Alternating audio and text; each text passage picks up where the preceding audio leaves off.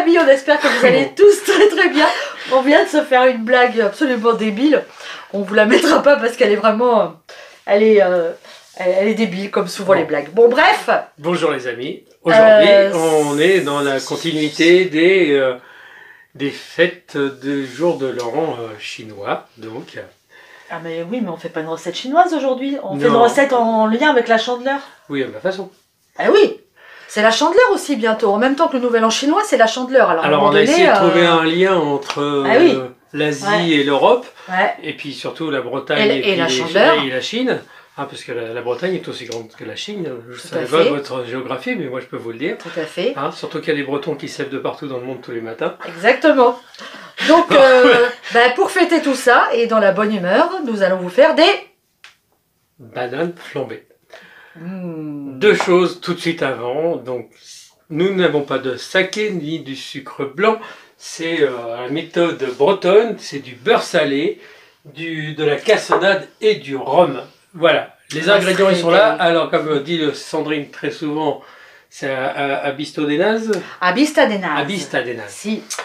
Donc. À vue de nez. On fait tout à vue de nez, il n'y a pas d'ingrédients. On vous met pas une liste, hein. C'est très simple, hein. Thierry vient de vous le dire. Super recette, super rapide, super pratique. Vous avez deux bananes, mais alors ne prenez pas des bananes trop vertes, ni des bananes qui sont tachées. Pourquoi? Ni trop mûr. Ni trop mûr. Quand elle commence, la peau commence à devenir comme un peu un léopard. Ça se fond trop. Deuxième petit conseil, tout simple, ne coupez pas vos bananes en deux en longueur. Voilà, ça c'est parce que sinon vous allez avoir une espèce de purée, c'est pas super sympa. Dans le petit verre de rhum qui est prévu pour le flambage, vous pouvez, si vous avez envie, la veille, mettre un petit peu un peu de raisin sec. Un peu de raisin sec. Ouais, ou des fruits confits à tremper, mais bon, nous on n'en met pas, mais vous pouvez, effectivement. Voilà. Donc, bon, on y va? Qu'est-ce que tu as mis à chauffer alors là? Alors, c'est mes 50 grammes de beurre, à peine. C'est une recette diététique, inutile de vous le dire. Donc, mes bananes, comme je vous montre, elles sont belles. Hein. Ah bah oui, tant qu'à faire. Donc, elles viennent d'où tes bananes? De Bretagne. Alors, je les ai plantées dans le jardin l'année dernière. J'ai pas une grande réussite, pour être honnête. Je fais des essais, un peu de tout. Non, la banane, je vais on les achète. Donc, on les achète.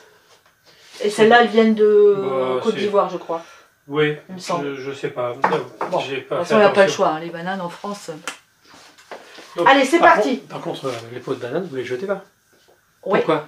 Moi, les pots de banane, je les mets au pied de mes rosiers. Ils adorent ça. Et vous allez voir, vous les jetez comme ça entière au pied de vos rosiers. C'est magnifique. Vous allez voir les roses que vous allez avoir au printemps. Allez, c'est parti, on y va. Je prends la caméra et je filme de plus près. Dès que le beurre est fondu, vous mettez vos bananes dans la poêle. Vous ne le laissez pas fondre plus et vous remettez sur la plaque une fois que vous avez mis vos bananes. Vous voyez, les bananes, elles commencent tout de suite à se colorer et s'imbibent de beurre.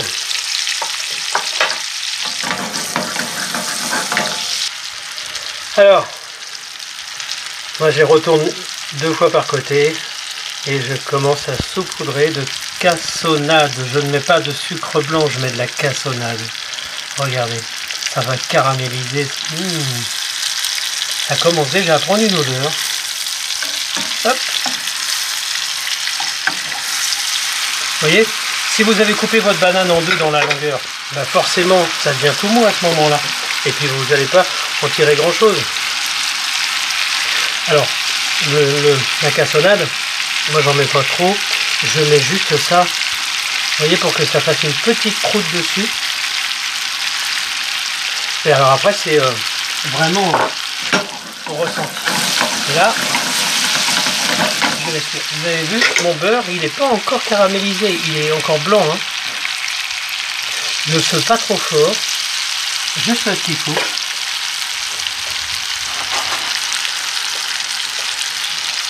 Et à mi-cuisson, hop, je retourne. Alors mais ça y est, ça commence à prendre forme. Hein. Alors c'est une cuisson qui est très rapide, hein. Il n'y a pas de temps, vraiment c'est à l'œil. Mais Ne laissez pas trop cuire parce que la banane, quand elle est juste mûre, ça cuit très très vite. Mon petit repère pour moi, c'est dès que le beurre qui est blanc commence à se colorer aussi, on n'est pas loin de la sortie, je retourne, hein. Voilà, vous voyez, ça y est, c'est caramélisé. Là, je vais mettre le rhum. Petite astuce et petit conseil si vous me permettez, jamais ne verser le rhum à la bouteille. Si vous avez le malheur de vous faire prendre et que la bouteille prend feu, je vous promets que vous avez un chalumeau dans les mains et que vous n'allez pas en sortir en très bon état. Donc là, j'en ai mis entre 6 et 7 centilitres. Je verse bien à plat avec mon feu doux. Je fais chauffer doucement et là, je vais chercher la flamme et ça y est, c'est parti.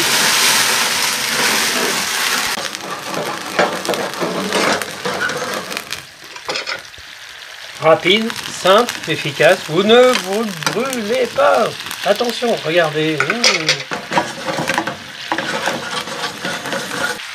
Donc si vous voulez vraiment le faire dans le cadre d'un repas asiatique, en faire des bananes flambées, on met du sucre blanc et on met du saké pour flamber. Regardez. C'est sympa, hein? Super rapide, super simple, super efficace. Gastronome, c'est sucré, c'est du bonheur, c'est du breton comme on dit, et voilà. Ah quel bonheur, bon vous savez, là on vient de manger les nems de la dernière vidéo. C'est un peu chaud, mais je m'en fiche, je vais me risquer, je vais me brûler.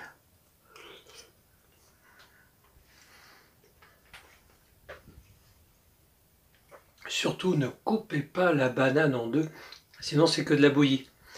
Allez, bonne dégustation. Et à très bientôt pour des nouvelles petites surprises. À bientôt!